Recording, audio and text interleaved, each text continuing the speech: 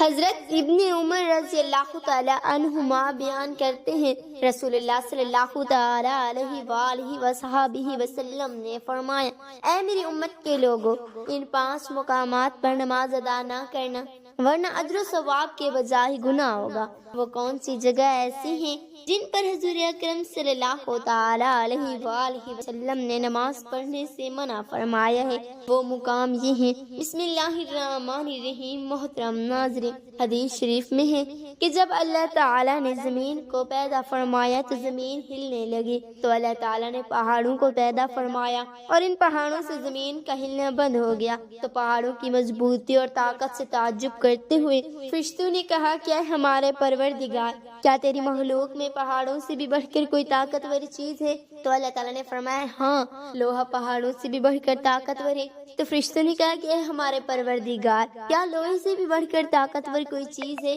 تو فرمایا کہ ہاں، آگ لوہے سے بھی زیادہ طاقتور ہے۔ تو فرشتوں نے کہا کہ اے ہمارے پروردگار، کیا آگ سے بھی زیادہ کوئی طاقتور چیز ہے؟ تو فرمایا کہ ہاں، پانی آگ سے بھی زیادہ طاقتور ہے۔ تو پھر فرشتوں نے کہا کہ اے رب کائنات، کیا تیری مخلوق میں پانی سے بھی زیادہ طاقتور کوئی چیز ہے؟ تو فرمایا کہ ہاں، ہوا پانی سے بھی زیادہ طاقتور ہے۔ تو پھر فرشتوں نے کہا کہ اے رب العزت، کیا تیری مخلوق میں ہوا سے بھی زیادہ طاقتور کوئی چیز ہے؟ تو ارشاد فرمایا کہ ہاں ابن آدم، اپنے دائیں ہاتھ سے اس طرح صدقہ پوشیدہ کر کے صدقہ دے کہ بائیں ہاتھ سے بھی چھپائے ہوئے سے بھی ہوا سے بھی زیادہ طاقتور۔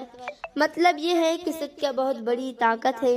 کہ اس سے بڑی بڑی خطرناک بلائیں ٹل جاتی ہیں اور بڑی بڑی مشکل مرادیں صدقہ کی بدولت حاصل ہو جاتی ہیں اور بڑے بڑے اہم کام صدقہ کی برکت سے پوری ہو جاتے ہیں۔ حضرت ابو ہریرہ رضی اللہ تعالی عنہ کہتے ہیں کہ رسول اللہ صلی اللہ علیہ وآلہ وسلم نے فرمایا کہ قیامت کے دن سب سے پہلے ایک شہید، ایک عالم، ایک سخی کا فیصلہ ہوگا۔ سب سے پہلے ایک شہید کو خداوند قدوس میں عز و جل کی بارگاہ میں لایا جائے گا، تو خداوند کریم عز و جل اس سے اپنی نعمتوں کا اقرار کرائے گا، پھر فرمائے گا کہ تو نے میری نعمتوں کے شکریہ میں کون سا عمل کیا ہے؟ تو وہ کہے گا کہ میں نے تیری راہ میں جہاد کیا یہاں تک کہ میں شہید ہو گیا۔ تو اللہ تعالیٰ فرمائے گا کہ تو جھوٹ بول رہا ہے کہ تو نے میری راہ میں میری رضا کے لیے جہاد کیا تھا، تو نے تو اس نیت سے جہاد کیا تھا تاکہ دنیا والے تجھ کو بہادر کہیں، تو دنیا میں لوگوں نے تجھ کو بہادر کہہ دیا۔ تو نے جس نیت سے جہاد کیا تھا دنیا میں تجھ کو اس کا صلہ مل گیا کہ سب لوگوں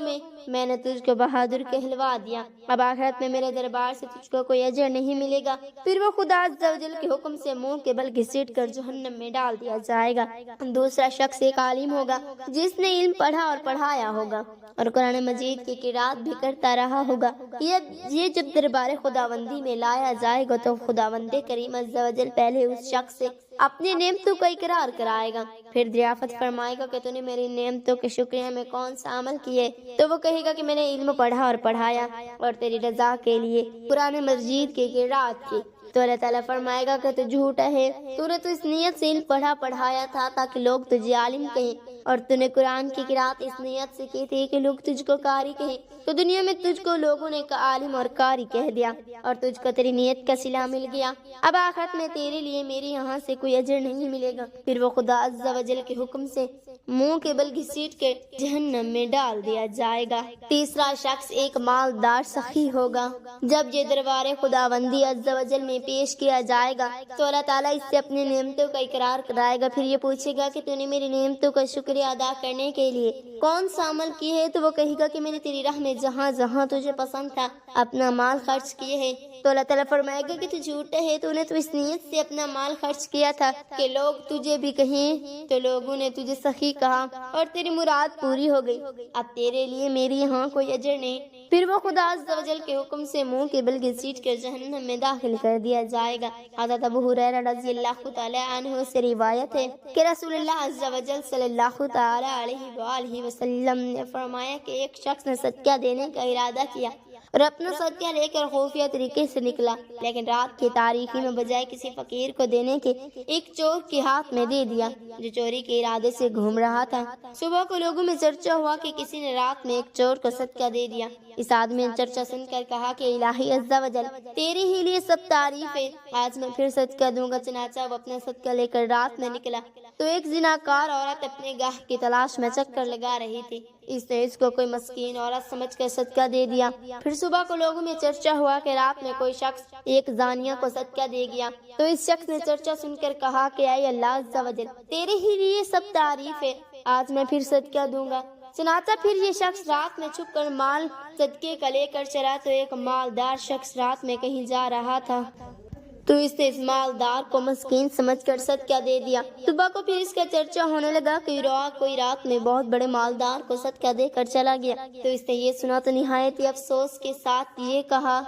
کہ یا اللہ عز و جل، تیرے ہی لیے حمد ہے، افسوس کہ میرا صدقہ ایک چور، ایک زانیہ، ایک مالدار کے ہاتھ میں پڑ گیا، حالانکہ ہر رات میں اپنا صدقہ ان سبوں کو مسکین سمجھ کر دیتا رہا۔ اس افسوس میں رنجیدہ ہو کر یہ شخص سو گیا، تو خواب میں دیکھا کہ ایک فرشتے نے آ کر یہ کہا کہ تو نے چور کے ہاتھ میں صدقہ دے دیا، تو شاید وہ چوری سے بچ جائے اور توبہ کر لے، اور تیرا صدقہ زانیہ کو مل گیا تو شاید وہ زناکاری سے بچ جائے اور توبہ کر لے، اور تو نے مالدار کے ہاتھ میں صدقہ دے گیا تو شاید وہ عبرت حاصل کرے کہ خود بھی اپنا مال خدا عز و جل کی راہ میں خرچ کرے۔ حضرت ابو ہریرہ رضی اللہ تعالی عنہ سے روایت ہے، انہوں نے کہا کہ رسول اللہ عز و جل صلی اللہ تعالی علیہ وآلہ وسلم نے فرمایا کہ میں تمہیں ایسے کاموں کا راستہ نہ بتاؤں جس سے اللہ تمہارے گناہوں کو بھی مٹا دے اور تمہارے درجات کو بھی بلند فرما دے۔ صحابہ کرام رضی اللہ تعالی عنہم نے عرض کیا کہ کیوں نہیں، ایسے عمل کی تو بہت ضرورت ہے، تو آپ صلی اللہ تعالی علیہ وآلہ وسلم نے ارشاد فرمایا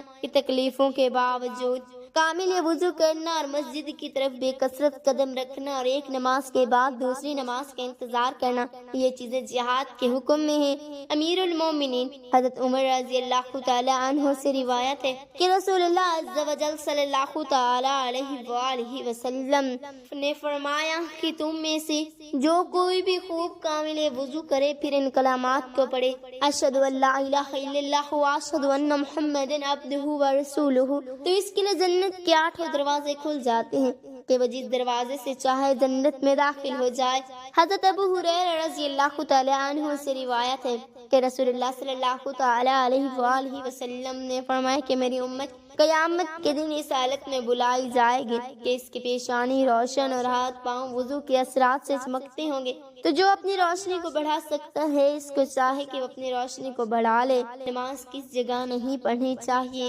حضرت ابن عمر رضی اللہ تعالی عنہما بیان کرتے ہیں رسول اللہ علیہ السلام نے فرمایا 7 جگہوں پر نماز نہیں پڑھنی چاہیے۔ نمبر 1 کوڑے کرکٹ کے ڈھیر میں، نمبر 2 ذبح خانہ، نمبر 3 قبر گستان، نمبر 4 شرعام، نمبر 5 حمام، نمبر 6 اونٹوں کے باڑے۔ نماز پڑھنے سے منع فرمایا۔ حضرت ابن مسعود رضی اللہ تعالی عنہ سے روایت ہے کہ رسول اللہ عز و جل صلی اللہ تعالی علیہ وآلہ وسلم نے فرمایا کہ کیا تم لوگ جانتے ہو کہ تمہارا رب تعالی کیا فرماتا ہے؟ اللہ تعالی یہ فرماتے ہیں کہ میری عزت اور میری بزرگی کی قسم ہے کہ جو بندہ نماز کو اس کے وقت کے اندر پڑھے گا میں اس کو جنت میں داخل کروں گا، اور جو نماز کو اس کے وقت کی غیر میں پڑھے گا اگر میں چاہوں گا تو اس پر رحم کروں گا، اور اگر چاہوں گا تو اس کو آزاد دوں گا۔ حضرت عائشہ رضی اللہ تعالی عنہا سے روایت ہے کہ رسول اللہ صلی اللہ تعالی علیہ وآلہ وسلم نے فرمایا اللہ عز و جل ارشاد فرماتے ہیں میرے بندے کے لیے مجھ پر یہ عہد ہے کہ اگر وہ نماز کو اس کے وقت کے اندر پڑھے گا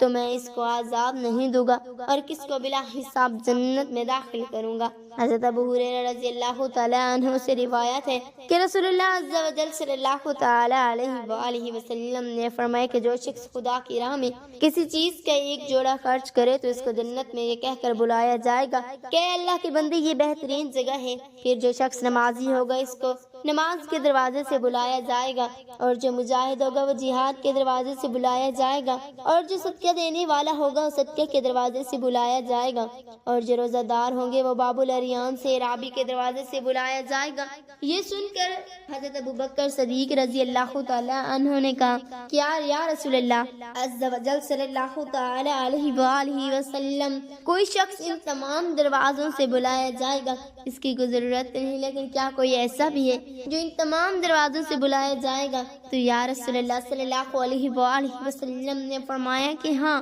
اور میں امید کرتا ہوں کہ تم انہی لوگوں میں سے ہو جو جنت کے تمام دروازوں سے بلائے جائیں گے۔ حضرت ابو سعید رضی اللہ تعالی عنہ سے مروی ہے، انہوں نے کہا کہ رسول اللہ عز و جل صلی اللہ تعالی علیہ وآلہ وسلم نے فرمایا ہے کہ جو مسلمان کسی ننگے مسلمان کو کپڑا پہنا دے تو اللہ تعالیٰ اس کو جنت کا سبز لباس پہنائے گا، اور جو کسی مسلمان بھوکے کو کھانا کھلائے تو اللہ تعالیٰ اس کو جنت کے پھل کھلائے گا، اور جو مسلمان کسی پیاسے مسلمان کو پانی پلائے گا تو اللہ تعالیٰ اس کو شراب خالص سے سیراب فرمائے گا جس پر مہر لگی ہوگی۔ حضرت ابو ہریرہ رضی اللہ تعالی عنہ سے روایت ہے، انہوں نے کہا کہ رسول اللہ عز و جل صلی اللہ تعالی علیہ وآلہ وسلم نے فرمایا کہ ایک زناکار عورت ایک کتے کے پاس گزری جو ایک کنویں کے منہ پر زبان نکالے ہوئے تھا اور قریب تھا کہ پیاس ان کو مار ڈالے، تو اس عورت نے اپنا چرمی موزہ اتارا اور اس کو اپنی اوڑھنی میں باندھ کر اس سے پانی نکال کر کتے کو پلا دیا، بس اسی سبب سے اس کی مغفرت ہو گئی۔ کسی نے عرض کیا کہ جو پایوں کے ساتھ بھلائی کرنے میں ہمارے لیے اجر ہے، تو حضور اقدس صلی اللہ تعالی علیہ وآلہ وسلم نے فرمایا کہ ہر گیلے جگر والے کے ساتھ بھلائی کرنے میں اجر ہے۔ اللہ تعالیٰ میرے تمام مسلمان بہن بھائیوں کی مغفرت و بخشش فرمائے، آمین یا رب العالمین۔